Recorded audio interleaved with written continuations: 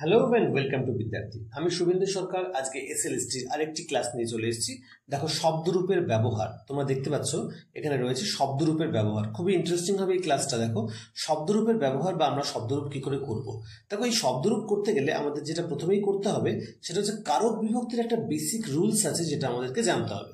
তো প্রত্যেকে ভালো করে ভিডিওটা দেখবে, পুরোটা দেখবে। শব্দরূপের ধারণা কিন্তু তোমরা এখান থেকে পেয়ে যাবে আশা করি। ঠিক আছে, তো যদি নতুন কেউ থেকে থাকো অবশ্যই তোমরা সাবস্ক্রাইব বা ফলো করে নেবে, আর লাইক শেয়ার কমেন্ট অবশ্যই করবে। ঠিক আছে, আর ভিডিওটাকে অবশ্যই একটু শেয়ার করে দেবে তোমরা। চলো শুরু করি। তো কারক বিভক্তির চার্ট মনে হচ্ছে, আমরা জানি যে 6 প্রকার কারক আছে। হ্যাঁ, তো সেগুলো কি কি? কর্তৃকারক, কর্মকারক, করণকারক, সম্প্রদান বা নিমিত্ত কারক, অপাদান, অধিকরণ কারক। আমরা এটুকু জানি যে 6 প্রকার আমাদের কারক রয়েছে। ঠিক আছে, এখানে দেখো আমাদের সম্বন্ধ পদটা কিন্তু দেওয়া হয়নি, যেহেতু আমরা কারক অনুযায়ী করছি সেই জন্য সম্বন্ধ পদটা দেওয়া হয়নি। আমরা এখানে সম্বন্ধ পদটা পরে লিখে দিচ্ছি। ঠিক আছে, সম্বন্ধ পদটা আমরা এখানে লিখে দিচ্ছি। সম্বন্ধ পদ, কিন্তু সম্বন্ধ পদে কি বিভক্তি হয়? ষষ্ঠী বিভক্তি হয়। এটা হতে পারে এখানে স্কিপ হয়ে গেছে, তো আমি এখন এটা খেয়াল করলাম। তো চলো লিখে দিচ্ছি সম্বন্ধে ষষ্ঠী। এটা অ্যাকচুয়ালি সপ্তমীর আগে হলে ভালো হতো। ঠিক আছে, তো যাই হোক, অসুবিধা হবে না। তো আমরা এরপরে আসছি। তো আগে এই বেসিক রুলসটা যদি জানি তাহলে শব্দরূপ করতে সুবিধা হবে। তোমরা ভেবে থাকতে পারো যে কারক বিভক্তির সাথে শব্দরূপের কি সম্পর্ক আছে। দেখো কিভাবে আছে, বা শব্দরূপ কি করে মনে রাখবো, বা শব্দরূপ আমরা কি করে প্রয়োগ করবো। একটা ট্রান্সলেশন করার ক্ষেত্রে আমরা শব্দরূপ কি করে প্রয়োগ করবো দেখে নাও। তো চলো প্রথমে কর্তৃকারক। আমরা জানি যে কর্তৃকারকেও কি বিভক্তি হয় না, প্রথমা বিভক্তি হয়। এই যে প্রথমা বিভক্তি হয়, কর্তৃকারক কাকে বলে, প্রথমা বিভক্তি, এগুলো তো আমরা সব শিখবো। তার আগে বেসিক একটা রুলস বা কোনো একটা কি দেখে আমরা বুঝবো যেখানে কর্তৃকারক বা প্রথমা বিভক্তি হতে পারে, কোন সংকেত দেখে, সেগুলোর জন্য কিন্তু আমরা এই ক্লাসটা আজকে তোমাদের সামনে তুলে ধরছি। দেখো, বাক্যে যে প্রধান যে কাজ করে বা কে দিয়ে প্রশ্ন করলে যে উত্তর পাই তাকে বলা হবে কর্তৃকারক, এবং কর্তৃকারকের প্রথমা বিভক্তি হয় আমরা জানি। তাহলে বাক্যের মধ্যে যে প্রধান এবং যে কাজ করে বা যে কে দিয়ে প্রশ্ন করলে যে উত্তর পাই তাকেই বলা হয় কর্তৃকারক। যেমন ধরো, রাম ভাত খায় বা রাম অন্নং খাদতি। তাহলে এখানে খাদতি হচ্ছে ক্রিয়াপদকে যদি আমরা প্রশ্ন করি যে কে খায়, দেখো প্রশ্ন আসবে রাম খায়। ঠিক আছে, আবার যদি বলি বাক্যটার মধ্যে কাজটা কে করছে, সেই রাম আসছে। এখানে প্রধানকে সেই রাম, তার মানে কে দিয়ে প্রশ্ন করলে যে উত্তর পাই সেটা হচ্ছে কর্তৃকারক। তাহলে কে খায়? রাম খায়। আমরা এই পুরোটা দেখার পর একটা ট্রান্সলেশন করব, একটা সেন্টেন্স তৈরি করব যেখানে সবকটা কারক আছে। তোমরা চেষ্টা করবে বাড়িতে, দেখবে খুব সুন্দরভাবে পারবে, আমিও বলে দেবো। ঠিক আছে, তারপর তোমরা চেষ্টা করে শোনো কিভাবে করবে। এই লাইনটা যখন আসবে তখন ভিডিওটা পজ করবে, পজ করে তোমরা কারক বিভক্তিটা নির্ণয় করবে। নির্ণয় করার পর আমার ভিডিওটা দেখবে এবং তার তোমাদের সাথে উত্তরটা মিলিয়ে নেবে, তাহলে তোমাদের কাজটা হয়ে যাবে। ঠিক আছে, তাহলে কে দিয়ে প্রশ্ন করলে যে উত্তর পাই সেটা হচ্ছে কর্তৃকারক, এবং কর্তৃকারকের প্রথমা বিভক্তি হয়। সেকেন্ড চলে যাবো কর্মকারক। আমরা জানি কর্মকারকের দ্বিতীয় বিভক্তি হয়, সবাই জানি। এবং কি বা কাকে দিয়ে প্রশ্ন করলে যে উত্তর পাই তাকে বলা হয় কর্মকারক। সবসময় বলছি ক্রিয়াকে প্রশ্ন করবে। ঠিক আছে, ক্রিয়া মানে কাজ করা, ক্রিয়াকে প্রশ্ন করবে। তাহলে ক্রিয়াকে প্রশ্ন করবো কি দিয়ে? কি বা কাকে দিয়ে। কি বা কাকে দিয়ে প্রশ্ন করলে যে উত্তর পাই তাকে বলা হবে কর্মকারক। যেমন ধরো, রাম ভাত খায় বলেছিলাম, বা রাম অন্নং খাদতি। তাহলে খাদতি, কিম খাদতি, কি খায়? ভাত খায়। তাহলে দেখো, কি দিয়ে প্রশ্ন করলে উত্তর পেলাম। বাঘটি হরিণটিকে ভক্ষণ করলো। তাহলে কাকে খেলো? বাঘটি হরিণটিকে খেলো। তাহলে কি বা কাকে দিয়ে প্রশ্ন করলে যে উত্তর পাই সেটাই হচ্ছে কর্মকারক। ঠিক আছে, তাহলে কর্মকারক কাকে বলে? কি বা কাকে দিয়ে প্রশ্ন করলে যে উত্তর পাই সেটা হচ্ছে কর্মকারক। যেমন ভাত বা অন্নটা হচ্ছে কর্মকারক। চলে যাবো আমরা করণকারক। করণকারকের তৃতীয় বিভক্তি, সেটা আমরা জানি। দেখো ক্রাইটেরিয়া কি আছে? দ্বারা, দিয়া, কর্তৃক, মানে কোনো মাধ্যম বোঝালে, দ্বারা দিয়া কর্তৃক বোঝালে আমাদের করণকারক হয়। যেমন ধরো, মাতা হস্তেন খাদতি। তাহলে মা হাত দিয়ে ভাত খাচ্ছে। কি দিয়ে ভাত খাচ্ছে? হাত দিয়ে ভাত খাচ্ছে। তার মানে খাওয়া কাজটা কার মাধ্যমে সম্পন্ন করছেন? না, হাতের মাধ্যমে। তাহলে হাতটা কি হয়ে গেল? করণকারক হয়ে গেল। ঠিক আছে, চক্ষু দিয়ে আমরা দেখি, তাহলে আমরা কিসের দ্বারা দেখি? চোখ দিয়ে দেখি, তাহলে এটা করণকারক হয়ে গেল। এছাড়া সহ থাকলে, হেতু থাকলে তৃতীয়া বিভক্তি হয়, করণকারক নয়, তৃতীয়া বিভক্তি হয়। সহার্থে তৃতীয়া, সহযোগে তৃতীয়া, এবং হেতু বোঝালে। হেতু বোঝালে মানে, যেমন মাতা দুঃখেন রোদিতি, মা কাঁদছেন। কেন কাঁদছেন? না, তার দুঃখ হয়েছে, তার মানে দুঃখটা হচ্ছে তার হেতু, কান্নার হেতু। তাহলে এরকম হেতু বোঝালেও কিন্তু কি হয়? করণকারকে তৃতীয় বিভক্তি এখানে হয়ে যায়। ঠিক আছে, তৃতীয় বিভক্তি হয়। নেক্সট চলে যাবে আমরা সম্প্রদান কারক এবং নিমিত্ত। দেখো, সম্প্রদান কারক, সম্প্রদান আমরা জানি যে, দেখো এখানে একটা জিনিস মজার বিষয় হচ্ছে, মাঝখানে একটা স্ল্যাশ দেওয়া আছে, যে স্ল্যাশ, তার মানে এটার সাথে এটা কোনো সম্পর্ক নেই, এটা অথবা এটা। আবার এদিকেও কিন্তু একটা স্ল্যাশ দেওয়া আছে, তার মানে প্রথম পার্টটা হচ্ছে সম্প্রদানের, পরের পার্টটা হচ্ছে নিমিত্তর জন্য। তাহলে দেখো, সম্প্রদান কাকে বলে? যদি কাউকে দানার্থক ক্রিয়া দ্বারা একেবারে দান করা হয় কোনো কিছু, তাহলে তাকে সম্প্রদান বলা হয়। যদি কাউকে একেবারে কোনো কিছু দান করে দেওয়া হয়, তাহলে সেটা যাকে দান করা হচ্ছে সেটা সম্প্রদান হয়। দেখো সম্প্রদানে বা নিমিত্ত দুটোতেই কিন্তু চতুর্থী বিভক্তি হয়ে থাকে। দেখো কাউকে একেবারে কিছু দান করা বোঝালে সেটা সম্প্রদান হয়। যেমন দরিদ্রায় বস্ত্রং দচ্ছতি বা দদাতি, দরিদ্রকে বস্ত্র দিয়ে দিয়ে দিচ্ছে, সে নিশ্চয়ই বলবে না 7 দিন পরে আমাকে ফেরত দিতে, নিশ্চয়ই বলবে না। আবার যদি কেউ বলে যে রজকং বস্ত্রং দদাতি, যে রজককে বা ধোপাকে বস্ত্র দিচ্ছে, এটা তো একেবারে দিয়ে দিচ্ছে না, আবার ফেরত দেবো পয়সার বিনিময়ে, তাহলে এইটার ক্ষেত্রে কর্ম হবে। আর যদি দরিদ্র হয় তাহলে সেটার ক্ষেত্রে সম্প্রদান বা চতুর্থী বিভক্তি হবে। বোঝা গেছে? এবার হচ্ছে নিমিত্ত। নিমিত্ত হচ্ছে এ বা জন্য বোঝালে নিমিত্ত কারক হয়। যেমন তোমাদের জন্য আমি এসেছি, ঠিক আছে, পূজার জন্য ফুল তুলবো, এইরকম যদি জন্য বা এ বোঝায় তাহলে সেটা কি হবে? চতুর্থী বিভক্তি হবে, নিমিত্ত কারকে চতুর্থী বিভক্তি হবে। নেক্সট পঞ্চমী, অপাদান। অপাদান কারক পঞ্চমী বিভক্তি কি করে হয়? হইতে থেকে চেয়ে অপেক্ষা বিচ্যুতি যদি বোঝায় তাহলে সেটা পঞ্চমী বিভক্তি হয়। হইতে থেকে চেয়ে অপেক্ষা বিচ্যুতি মানে কোনো কিছু থেকে কোনো কিছুর বিচ্ছেদ ঘটলে সেই যে স্থির বস্তুটা সেটা অপাদান হয়ে যায়। বোঝা গেছে? যেমন বৃক্ষাত ফলং পদ্ধতি, ফলটা কোথা থেকে পড়ে গেল? বৃক্ষ থেকে পড়ে গেল। তাহলে বৃক্ষ হইতে, বৃক্ষ থেকে, বৃক্ষ চেয়ে, বৃক্ষ অপেক্ষা, হ্যাঁ, এরকম যদি বোঝায়। আর আচ্ছা, চেয়ে বা অপেক্ষা কি হচ্ছে?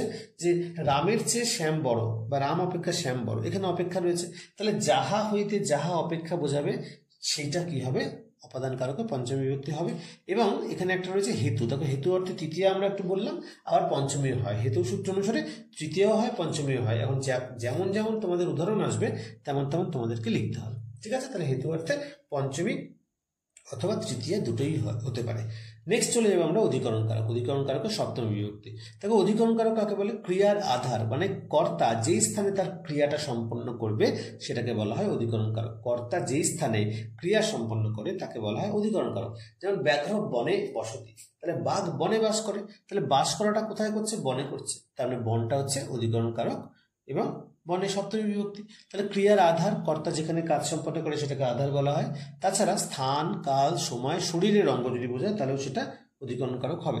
যেমন হস্তে ধৃতা, হ্যাঁ দেখো হাত হচ্ছে অধিকরণ কারক হয়। ঠিক আছে? এগুলো আমরা পরে করে দেবো। যেমন সূর্য পূর্বশ্যাং দিশি উদয়তি, তাহলে পূর্ব দিকে সূর্য ওঠে, তাহলে পূর্ব দিকটাও কিন্তু অধিকরণ কারক হবে। বোঝা গেছে? এই হচ্ছে কারক বিভক্তির চার্ট। আমাদের 6 রকম হলো। আর সম্বন্ধ পদ যেটা বলে দিই ষষ্ঠী বিভক্তি। ষষ্ঠী হচ্ছে সম্পর্ক বোঝাবে, সম্পর্ক বোঝাবে। র বা এর থাকলে আর সম্পর্ক বোঝালে ষষ্ঠী বিভক্তি হয়ে যায়। তাহলে সম্পর্ক বোঝাবে, আর হচ্ছে র বা এর যদি বোঝায় তাহলে কি হবে? সম্বন্ধ হবে। ঠিক আছে? র বা এর বোঝালে সম্বন্ধ হবে। তাহলে দেখে নাও, মদ হস্তম, আমি যদি বলি মম হস্তম মানে আমার হাত, তাহলে সেটা মমটা হচ্ছে কার হাত? আমার হাত, তাহলে আমারটা হচ্ছে সম্বন্ধ পদ। ঠিক আছে? তো এই হচ্ছে সম্বন্ধ। কারোর সাথে কোনো রিলেশন বোঝালে যার সাথে বোঝায়, আমার মা, আমার বাড়ি, তাহলে আমার রটা কার সাথে আছে? আমির সাথে আছে, তাহলে আমার তাহলে রটা হচ্ছে সম্বন্ধ বোঝাবে। ঠিক আছে? এছাড়াও একটা সম্বোধন আছে, সম্বোধনের প্রথম বিভক্তি হয়। কাউকে ডাকা বোঝালে সেটা সম্বোধনের প্রথম বিভক্তি হয়ে থাকে। ঠিক আছে? এবারে দেখো, এইবার হচ্ছে আমাদের সেই শব্দরূপের জায়গাটা এসছে, যে আমরা এটার মাধ্যমে কি করে শব্দরূপটাকে বাক্যে প্রয়োগ করব। খুব ভাইটাল একটা জিনিস, ভালো করে দেখে নাও। আমরা কারক বিভক্তির চারটা আগে ভালো করে পড়ে নেব, তারপর এই জিনিসটাকে একটু দেখার চেষ্টা করবো বাড়িতে। ঠিক আছে? চলো শব্দরূপের ব্যবহার আমরা দেখে নিই কি করে আমরা করবো। দেখো এই যে আমরা হ্যাপাজাটলি মুখস্থ করতে থাকি, চোখ বন্ধ করে, চোখ বা চোখ খুলে 10 বার লিখে, 20 বার লিখে, নর নর নরা, নরম নরম নরা, নরেন নরাভ্যাম নরই, হ্যাঁ নরায় নরাভ্যাম নরেভ্য নরা, তরাভ্যাম নরেভ্য নরস্য নর নরানম, এরকম আমরা পড়তে থাকি বা মুখস্থ করতে থাকি 10 বার করে। কিন্তু একবার ভাবি না যে যেটা আমরা পড়ছি সেটা কি পড়ছি, সেটার মানে কি, অর্থ কি, কেন পড়ছি, ভাবি না, জাস্ট মুখস্থ করতে থাকি। তাহলে দেখো এটা শব্দরূপটা হচ্ছে নর শব্দ। তাহলে নর শব্দ এটা হচ্ছে প্রাতিপদিক পুংলিঙ্গ প্রথমার এক পুংলিঙ্গ শব্দ। ঠিক আছে? পুংলিঙ্গ অকারান্ত শব্দ, এটা আমরা সবাই জানি। তাহলে ফার্স্ট বুঝতে হবে যে পুংলিঙ্গ অকারান্ত যত শব্দ আছে সব নর শব্দের মতো। যেমন রাম, যাদব, হ্যাঁ সব কিছু, রমেন, বালক, সব কিছু কিন্তু নর শব্দের মতো হবে। যদি অ থাকে লাস্টে এবং পুংলিঙ্গ বোঝায় তাহলে নর শব্দের মতো হবে রূপটা। বোঝা গেছে? এবার আমরা ওই যে কারক বিভক্তিটা দেখলাম, এটা দেখো আমি এখানে কিছু লিখিনি। হ্যাঁ, আমরা এখানে লিখতে পারি যে প্রথমা, দ্বিতীয়া, তৃতীয়া, চতুর্থী মানে বিভক্তিগুলি, পঞ্চমী, ষষ্ঠী আর সপ্তমী। আর এখানে হচ্ছে এক বচন, এটা দ্বিবচন, এটা হচ্ছে বহু বচন, এইভাবে তো থাকে সাধারণত। তাহলে আমরা এখানে লিখে নিলাম এক বচন মানে একজন, দ্বিবচন মানে দুজন, বহু বচন মানে অনেকজন, আর এগুলো হচ্ছে বিভক্তি। তাহলে এবার দেখো এই যে নরটা আছে না প্রথমে, এই যে প্রথমা বিভক্তিতে রয়েছে, দেখো প্রথমা বিভক্তি এখানে আমি বলে দিই ট্রান্সলেশন করার ক্ষেত্রে বা শব্দরূপের ক্ষেত্রে প্রতিটা শব্দ কিন্তু একটা বাক্য। কি করে প্রতিটা শব্দ একটা বাক্য দেখে নিই। আমরা তো দেখছি ছোট্ট একটা নর, কিন্তু এটা অবশ্যই একটা বাক্য। দেখো, যখন নর শব্দটা প্রাতিপদিক থাকবে, আমরা যদি পুংলিঙ্গ প্রথম আর একবচন করতে চাই বা পুংলিঙ্গ করতে চাই, একবচন করতে চাই, আমরা একটা বিসর্গ দেবো। তাহলে এই বিসর্গটাই কিন্তু ইন্ডিকেট করছে যে হ্যাঁ, এটা পুংলিঙ্গে হবে এবং প্রথম আর একবচন হবে, তাই না? তো সু ঔ যশ আমরা যেভাবে পড়েছি, সু ঔ যশ অমূর্ষষ্টাভ্যাম বি, সেভাবেও সংকেত করে পড়া যেতে পারে। কিন্তু এর মানেটা কি হচ্ছে তাহলে? দেখো, এই যখনই আমি বিসর্গটা আসলো নর, তখন দেখো প্রথম আর একবচন, এটা এই যে এক এক মানে একের এক, একের এক মানে প্রথম আর একবচন, একের দুই মানে প্রথম আর দ্বিবচন, সাতের তিন মানে সপ্তমীর বহুবচন। এইভাবে কিন্তু আমাদের ট্রান্সলেশনের ক্ষেত্রে কাজে লাগবে। পরে তোমরা যদি থাকো বা বলো বা তোমাদের আগ্রহ থাকে, আমি তোমাদের ট্রান্সলেশনও শেখাতে পারি। পাঁচের দেখো দুই, পাঁচের দুই মানে পঞ্চমীর দ্বিবচন, ছয়ের এক মানে হচ্ছে ষষ্ঠীর একবচন। তো এইগুলো হচ্ছে জাস্ট সংকেত বোঝার জন্য। এবারে কি হচ্ছে, তাহলে আমরা যেটা বলছিলাম, প্রথম আর একবচন নর, নর মানে কি মানুষ। তাহলে এখান থেকে বিসর্গের মাধ্যমে কি বুঝতে পারলাম যে একটা পুরুষ মানুষ এবং একজন মানুষ। তারপরে নর কথার অর্থ হচ্ছে একজন পুরুষ মানুষ, ঠিক আছে? শুধু মানুষ নয়, একজন পুরুষ মানুষ। নর কথার অর্থ একজন পুরুষ মানুষ। তার মানে দেখো, আমরা নরকে দিয়ে একটা বাক্য তৈরি করতে ফেললাম, একজন পুরুষ মানুষ। এটা যদি দ্বিবচনে আসে তাহলে দুজন পুরুষ মানুষ। কেন? কারণ নাম বোঝাবে কর্তা, তো কর্তাই তো প্রথমে হয়, তাই না? তার মানে এটাই হচ্ছে প্রধান, শুধু নাম বোঝাবে দুজন পুরুষ মানুষ। আর নরা হচ্ছে অনেকজন পুরুষ মানুষ। তাহলে কর্তা যেহেতু, কে না একজন মানুষ, একজন পুরুষ মানুষ, কে না দুজন পুরুষ মানুষ, কে না বহুজন পুরুষ মানুষ, হয়ে গেল। যদি আসি দ্বিতীয়া, দ্বিতীয়াতে আমরা দেখছি নরম আছে, তাই না?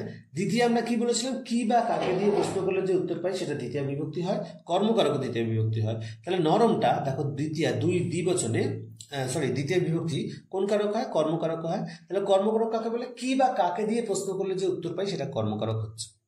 তাহলে কি বা কাকে দিয়ে, দেখো আমি প্রশ্ন করছি কাকে, তুমি বললে যে নরম মানে একজন পুরুষ মানুষকে। কেন কে? কারণ এই যে দ্বিতীয় রয়েছে, দ্বিতীয় বিভক্তি কর্মকারক হয়। কি বা কাকে দিয়ে প্রশ্ন করলে যে উত্তর পাই সেটা কর্মকারক হয়ে যায়। তাহলে উত্তরটা আমরা কি পেলাম? নরম। নরম মানে একজন পুরুষ মানুষকে, একজন পুরুষকে, ঠিক আছে? একজন পুরুষকে। তাহলে নরম কথার অর্থ হচ্ছে একজন পুরুষকে, নরম কথার অর্থ হচ্ছে দুজন পুরুষকে, আর নরান কথার অর্থ হচ্ছে অনেকজন পুরুষকে। বোঝাতে পারছি? তোমরা একটু কমেন্ট করে আমাকে জানাবে, সঙ্গে থাকবে, যে তোমরা বুঝতে পারছো কিনা। নেক্সট, তৃতীয়া নরেন। তৃতীয় বিভক্তি কোন কারক হয়? করণ কারক হয়, আমরা জানি। তাহলে নরেন করণ কারক হচ্ছে দ্বারা দিয়া কর্তৃক, তাই না? দ্বারা দিয়া কর্তৃক হলে করণ কারক তৃতীয় বিভক্তি হয়। তাহলে দেখো নরেন, তার মানে কার দ্বারা? একটা পুরুষ মানুষের দ্বারা। তাহলে একজন পুরুষের দ্বারা, তার মানে সব কটা কিন্তু একটা করে বাক্য আছে। দেখো, একজন পুরুষের দ্বারা, একটু ভালো লাগলে জানাবে তোমরা। একজন পুরুষের দ্বারা, নরাভ্যাম দুজন পুরুষের দ্বারা, নরই অনেক পুরুষের দ্বারা। একদম কারক বিভক্তিটাকে কিন্তু এটা ফলো করবে। তারপর নরায়, দেখো নরায়, নরায় মানে কি বলেছে? চতুর্থী বিভক্তি। চতুর্থী বিভক্তি কখন হয়? জন্য বোঝালে হয়, তাই না? বা কাউকে একবারে দান করা বোঝালে। তাহলে আমি যদি জন্য দিয়েই করি নিমিত্ত, তাহলে দেখো কার জন্য? একজন পুরুষ মানুষের জন্য। তাহলে এখানে জন্য বোঝাবে একজন পুরুষ মানুষের জন্য। নরাভ্যাম দুজন পুরুষ মানুষের জন্য, নরেভ্য বহু পুরুষ মানুষের জন্য। বোঝা গেছে? চলো, তারপর নরাত। নরাত হচ্ছে পঞ্চমী। পঞ্চমী মানে হচ্ছে অপাদান কারক। অপাদান কারক মানে কি যাব? হইতে থেকে চেয়ে অপেক্ষা বিচ্যুতি। তারপর নরাত মানে একজন মানুষ, পুরুষ মানুষ হইতে, একজন পুরুষ মানুষ হইতে সে ভয় পায়। তার মানে একজন পুরুষ মানুষ হইতে, আর ওদিকে হচ্ছে দুজন পুরুষ মানুষ হইতে, আর অনেক পুরুষ মানুষ হইতে। তারপর ছয়টা হচ্ছে নরস্য, সম্বন্ধ পদ, তাই তো? সম্বন্ধ পদ আমরা বললাম একটু আগে, সম্বন্ধ পদে সম্বন্ধের ষষ্ঠী বিভক্তি হয়, তার মানে র বোঝাবে। তার মানে কার বললো? নরর, মানে একজন পুরুষের, একজন পুরুষের, ঠিক আছে? যেমন প্রশ্ন করবে তেমন আমরা উত্তর দেবো কারক দিয়ে। নরয় মানে কি? দুজন পুরুষের। নরা নাম মানে হচ্ছে অনেকের, দেখবে নরা নাম অনেকের। আর সপ্তমী, সপ্তমীতে হচ্ছে কি? অধিকরণ কারকে সপ্তমী বিভক্তি হয়। তাহলে অধিকরণ কারক কখন বলে? একটু আগে আমরা দেখলাম যে ক্রিয়ার যদি আধার বোঝায় তাহলে সেটা অধিকরণ কারক হয়, কর্তা যেখানে কাজ সম্পন্ন করে। এখন মানুষ দিয়ে তো আর আধার বোঝানো যায় না, আমরা এটাকে আমি বলে দিয়েছিলাম অকারান্ত শব্দ বন নেই, ঠিক আছে? অকারান্ত শব্দ বন নেব। তাহলে দেখো বন, তার মানে কি হচ্ছে? এই যে নরেটার জায়গায় আমরা বনে লিখবো। তার মানে বনে মানে কি? একটা বনে। নরয় মানে হচ্ছে দুটি বনে, এবং নরে সু মানে হচ্ছে অনেকগুলি বনে। তাহলে আমরা দেখতে পেলাম যে প্রত্যেকটা শব্দরূপ কিন্তু এক একটা বাক্যে পরিণত হচ্ছে। যদি আমরা কারকের চারটা দেখি তাহলে শব্দরূপটা কিন্তু আয়ত্তে আসা সহজ, এবং খুবই সহজ জিনিস। এবারে একটু মুখস্থ তোমাকে করতেই হবে। তাছাড়া শব্দরূপের ব্যবহার কি করে হয় সেটা কিন্তু আমরা জানলাম। এরপরের দিন আমরা আবার ধাতুরূপের ব্যবহার জানবো। আচ্ছা, এইটা তোমাদের হোমওয়ার্ক দিয়ে রাখছি, আমি তাও একটু এখনই করে দেবো। বলছে যে রাজপ্রাসাদে রাজা নিজের হাতে কোষাগার থেকে ভিক্ষুককে অর্থ দান করছেন। তোমরা এখানে ভিডিওটা পজ করো। পজ করার পর এবার তোমরা এটাকে সলভ করো, সলভ করে তারপর আমার সাথে মেলাবে। দেখো আমরা এখানে কি বলেছিলাম যে ধাতুরূপ ক্রিয়াকে আমরা প্রশ্ন করব। তো কি দিয়ে প্রশ্ন করব, কেন দিয়ে প্রশ্ন করব, কাকে দিয়ে প্রশ্ন করব, কোথায় দিয়ে প্রশ্ন করব, সব যা যা আমরা চার্টে দেখেছি সেটা দিয়ে প্রশ্ন করব। তাহলে এইরকম একটা ট্রান্সলেশন করতে গেলে ফার্স্ট আমাদের খুঁজতে হবে যেখানে ক্রিয়াপদ কোনটা আছে। ক্রিয়াপদকে ভিক্ষুকে অর্থ দান করছেন, এটা হচ্ছে ক্রিয়াপদ, এটা ক্রিয়া। ঠিক আছে, এবার এই ক্রিয়াকে ধরে ধরে আমরা প্রশ্ন করব, তাহলে কারক বিভক্তি আমরা বার করতে পারবো। কারণ কারক কাকে বলে? ক্রিয়ান্বয়ী কারকম, মানে বাক্যের ক্রিয়ার সাথে অন্যান্য পদের যে সম্পর্ক তাকেই কারক বলা হয়। তাহলে সবার সম্পর্ক এই দান করছেন কে কেন্দ্র করে। যদি বলি কে দান করছেন, তাকে কে দিয়ে প্রশ্ন করলে কে আসবে? রাজা দান করছেন। তাহলে রাজা কর্তৃকারক হচ্ছে, কর্তৃকারকের প্রথমা, তার মানে আমরা এখানে একের এক করতে পারি। কর্তৃকারক মানে হচ্ছে প্রথম, হ্যাঁ, প্রথমা বিভক্তি আর হচ্ছে এক বচন, তাহলে একের এক করতে পারি কর্তৃকারকে প্রথমা, তাহলে এটা হচ্ছে কর্তৃকারকে প্রথমা। তারপরে কি দান করছেন? অর্থ দান করছেন, দেখো এখানে চলে এসেছে অর্থ, তার মানে কি দিয়ে প্রশ্ন করলে কর্মকারক হয়? তাহলে কর্মকারকের দ্বিতীয় বিভক্তির এক বচন হয়ে গেল কর্মকারক। তারপরে কিসের দ্বারা দান করছেন? দেখো নিজের হাতের দ্বারা, এই যে হাতের দ্বারা, তার মানে এটা হচ্ছে করণ, ঠিক আছে, করণকারক তৃতীয় বিভক্তি। তারপরে কার জন্য দান করছে বা কাকে দান করছে, একেবারে দান যাকে করা হয় সেটা সম্প্রদান হয়, সম্প্রদানের চতুর্থী বিভক্তি হয়। দেখো ভিক্ষুককে দান করছে, তাহলে ভিক্ষুক হচ্ছে সম্প্রদানের চতুর্থী, চতুর্থীর কি বচন? চতুর্থীর এক বচন। ভিক্ষুক একটাই হতে পারে, যেহেতু বলা নেই আমরা একজনকেই ধরবো, ঠিক আছে, চতুর্থীর এক বচন হয়ে গেল। নেক্সট হচ্ছে কোথা থেকে দান করছে, দেখো কোথা থেকে না, কোষাগার থেকে দান করছে, কোষাগার মানে হচ্ছে তার ফান্ড। তাহলে এই যে হইতে থেকে চেয়ে অপেক্ষা বিচ্যুতি বোঝালে সেটা হচ্ছে অপাদান, অপাদানে পঞ্চমী বিভক্তি হবে, ঠিক আছে, অপাদানে পঞ্চমী বিভক্তি হবে কোষাগার থেকে। তাহলে কি হচ্ছে, পাঁচের একটাই কোষাগার, আমরা এখানে পাঁচের এক করতে পারি, অপাদানে পঞ্চমী। কি করে বুঝলাম থেকে? এই যে থেকে হচ্ছে অনুসর্গ রয়েছে, তাহলে এটা হচ্ছে পাঁচের এক হলো। এবার কার হাতে, দেখো সম্বন্ধ পদ আসবো, কার হাতে? ওই যে বলেছে র থাকলে সম্বন্ধ হবে, দেখো নিজের হাতে, তাহলে নিজেরটা হচ্ছে ষষ্ঠী বিভক্তি, ষষ্ঠীর এক বচন, ঠিক আছে, এই গেল। এবার পুরো দান ক্রিয়াটা কোথায় হচ্ছে, কাজটা কোথায় হচ্ছে? কাজটা হচ্ছে রাজপ্রাসাদে বসে, তার মানে ক্রিয়ার আধার, ক্রিয়া হচ্ছে কাজটা করছে কোথায় না, রাজপ্রাসাদে। তারপরে রাজপ্রাসাদটা হচ্ছে অধিকরণ, অধিকরণে কোন বিভক্তি হয়? অধিকরণে সপ্তমী বিভক্তি হয়, ঠিক আছে, অধিকরণে সপ্তমী বিভক্তি, আর সপ্তমীর এক বচন হয়েছে, এটা বোঝা গেছে। তাহলে এই হচ্ছে আমাদের ট্রান্সলেশন করার নিয়ম, শব্দরূপের ব্যবহারের প্রয়োগ করার নিয়ম। এবার যেটা বাকি রয়েছে দান করা, দেখো এটা হচ্ছে ধাতুরূপ, ঠিক আছে, দান করা এটা আমরা কি করে বাঁচবো সেটা একটু শুনে নাও কি করে। দেখো দান করা মানে হচ্ছে ধাতুরূপ। এবার ধাতুরূপ ক্লিয়ার করতে গেলে আমাদের চারটে জিনিস খেয়াল রাখতে হবে। ফার্স্ট হচ্ছে দান করা, এটা কি ধাতু? আমরা জানি দা ধাতু। এবার দান করছেন, এটা কোন কাল? আমরা জানি এটা কোন কাল, এটা হচ্ছে বর্তমান কাল। তার মানে দা ধাতুর বর্তমান কাল মানে হচ্ছে লট, মানে এটা মানে হচ্ছে যেখানে লেখা রয়েছে করছেন, দান করছেন, লটের রূপ। নেক্সট হচ্ছে কোন পুরুষ? পুরুষ দেখতে গেলে আমাদের যেতে হবে যে ক্রিয়াটা কে করছে, দান করছেন কে? রাজপ্রাসাদে রাজা। তাহলে রাজা কি আমরা? নিশ্চয়ই নই, তার মানে উত্তম পুরুষ হবে না, তুমি তোমরা মধ্যম পুরুষ হবে না, সে তাহারার মধ্যে পড়ছে, তার মানে প্রথম পুরুষ। তার মানে এই দান করছেন এটা পুরুষ হচ্ছে প্রথম পুরুষ, এবং বচন কটা? দান করছেন একজনই আছে নাকি? তাহলে দান করছেন, হ্যাঁ, রাজা ভিক্ষুককে দান করছেন, ভিক্ষুকদের নেই, তাহলে আমরা একের এক লিখতে পারি।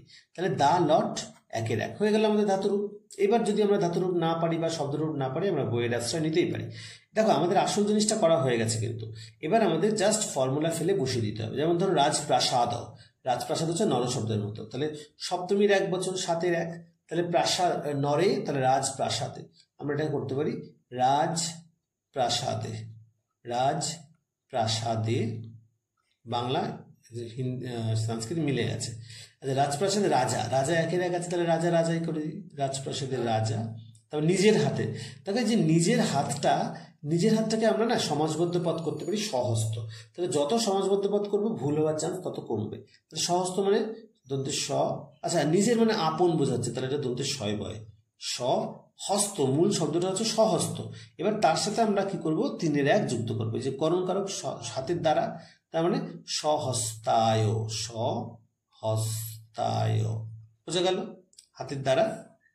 কোষাগার থেকে, কোথা থেকে? কোষাগার থেকে, কোষ নর শব্দের মতো, নর শব্দের পাঁচের এক নরাত, তাহলে আমরা এটা করতে পারি কোষাত, কোষাত, ঠিক আছে, কোষাগার থেকে। কাকে না? ভিক্ষুককে, তাহলে ভিক্ষুক চতুর্থীর এক বচন করেছি, সম্প্রদান হয়েছে বলে, তাহলে আমরা করতে পারি ভিক্ষুকায়, ভিক্ষুকায়, ভিক্ষুকায়। তারপর কি দান করছে? অর্থ দান করছে, তাহলে দুইয়ের এক, তাহলে নর নর নরা নরম, তাহলে অর্থং, অর্থং, তারপরে যচ্ছতি। দেখো দান করছেন, দা ধাতু, আমরা জানি দান করছেনটা কি হবে, দা ধাতু হবে, তাহলে দা ধাতু, দা প্লাস লট একের এক, তাহলে দা ধাতুর লট একের এক কি হয়েছে, যচ্ছতি যচ্ছতি যচ্ছন্তি বা দাদাতি, তাহলে আমরা এটা করতে পারি যচ্ছতি।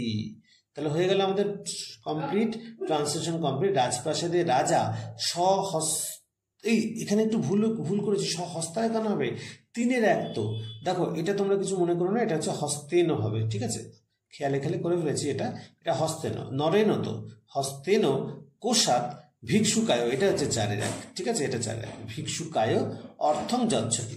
তো এই হচ্ছে আমাদের ট্রান্সলেশন করার নিয়ম, শব্দরূপে এবং ধাতুরূপকে ইউজ করে। তাহলে তোমরা বুঝতে পেরেছো যে কীভাবে শব্দরূপের ব্যবহার করব।